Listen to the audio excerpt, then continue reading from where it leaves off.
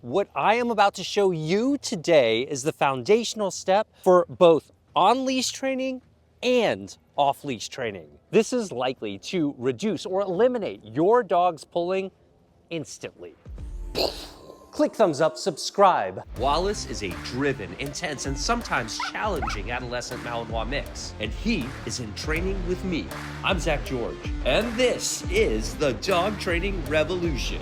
Zach, this makes no sense at all. Why would you use a 33-foot lead to teach a dog how to walk on a leash with you? When you give your dog more freedom to make choices during training sessions, like letting them wander and sniff on a long lead, believe it or not, you're actually helping them to become better learners. Studies across various species, including dogs, show that animals who get to make decisions feel calmer, more confident, and are quicker to pick up new skills. So when you're offering your dog moments of autonomy like this is scientifically shown to strengthen your bond and build their trust in you. That's going to make a big difference to your future on-leash and off-leash training. Another powerful way to use choice in dog training is by giving your dog different ways to engage. Because what feels rewarding to your dog can shift from moment to moment, even in a training session. It's not about finding the best toy or the best treat for your dog. It's about recognizing that having options makes your dog an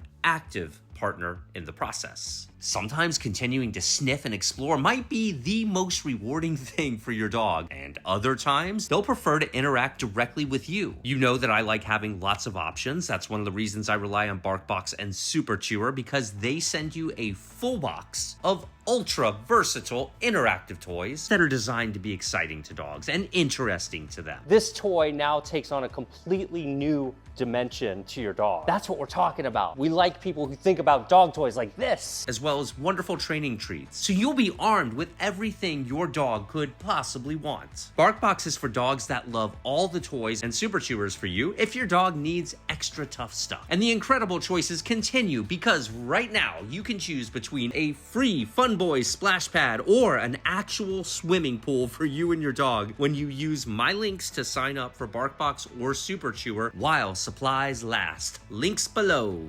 What is the #1 distraction that makes your dog stop listening? Is it other people walking by? Is it dogs? Is it squirrels? Is it anything and everything at all? Tell me below. Following the advice I'm going to give you today is going to build that communication between you and your dog, so they'll pay attention and respond to you no matter how far away they are. So we just got here. He's doing really great today. Consider the fact that many dogs feel frustrated when they are restrained by a leash that's too short for them. A long lead is going to give your dog the opportunity to move at a pace that they're more comfortable with. There's something about lengthening the leash and giving your dog a little bit more autonomy that's going to reduce the likelihood that they're going to pull, or certainly not pull as much. I really like these biothane leashes, and something that's around 20 to 30 feet long if you had to pick one. This one is 33 feet. Let your dog walk around for a little bit. There's a good chance they're probably going to want to lead with their nose and explore where they are. There's no pressure to stay near me. He's free to explore. By me being more mobile, I'm giving him more access to more real estate here. The key to raising a dog who's calm and confident everywhere you go is intentionally introducing them to lots of different situations at a pace they can handle comfortably. You can see how he's just taking in the smells of the grass right now. The people who have walked here, the tires of the lawnmower, the animals that find this place in the middle of the night. There's so much information on this ground for Wallace to explore. It's critical that we're focusing on the environment where we're training our dog. I would recommend that you seek out an area that's secure, relatively low-key for your dog if they're not used to being in public. My favorite location for training like this is a sports field with a fence around it, but some other options might be a parking lot, a quiet road, or anywhere that you can find with open space. The reason I like sports fields are because I have double control over the environment. I have the lead, I have the fence, and in this case, I've got a place that he's never been to before to get him used to responding to me, hopefully, in new environments. Yes.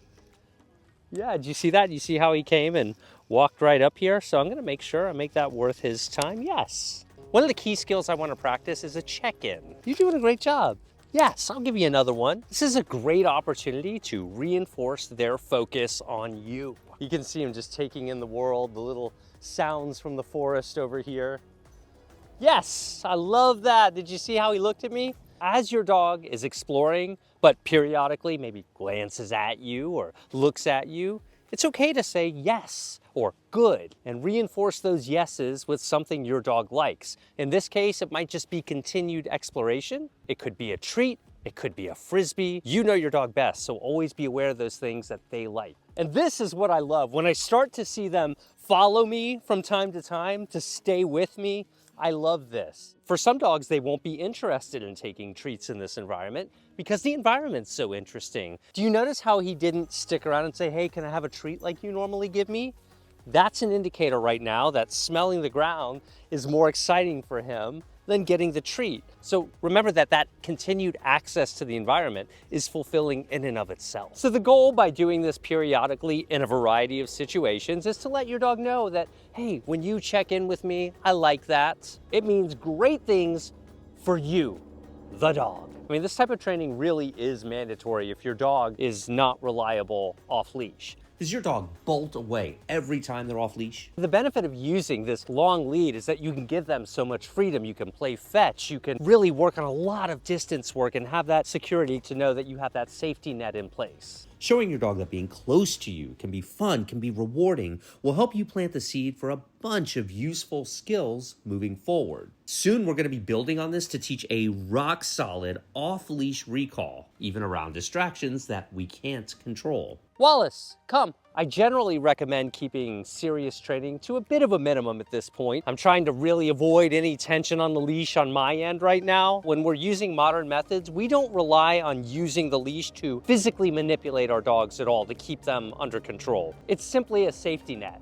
So if your dog reaches the end of their lead, don't make it about interrupting their fun. Become part of the fun. Use that enthusiastic voice, call them back to you, and of course, go out of your way to give them something good that they value in that moment. And make sure to let them go back to exploring too. Okay, I'm gonna let them go back and explore. You can see he wants to do that. By letting them go back to doing what they were doing, your dog will eventually learn that coming to you doesn't end the fun, it leads to continued fun. This really goes to show you that by being overwhelmingly consistent and keeping a cool head and taking the time to explain and show your dog the world, how powerful it can be. This is a great way to build not only your dog's confidence, but your confidence in your dog's abilities when in new places. You can see how this starts to build communication even at farther distances. By practicing in calm, open spaces like fields and parks, this allows your dog to really internalize these essential skills, like regularly checking in with you and managing distractions at a comfortable level. As these behaviors become second nature in low-stress environments, you can gradually increase the challenge by moving into busier and more stimulating scenarios. By being consistent with reinforcement and the incremental steps we've covered in this video, you can teach your dog to smoothly transfer these foundational skills into real-life situations, like walking in a busy city and beyond.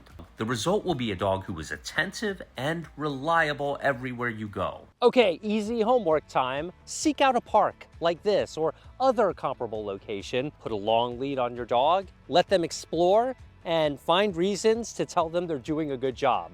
Click thumbs up, subscribe, follow us on Instagram, TikTok, and Facebook. Check out my books. Get a free Fun Boy splash pad or an actual swimming pool for you and your dog when you use my links to sign up for BarkBox or Super Chewer. I'll have a link below. See you guys next time.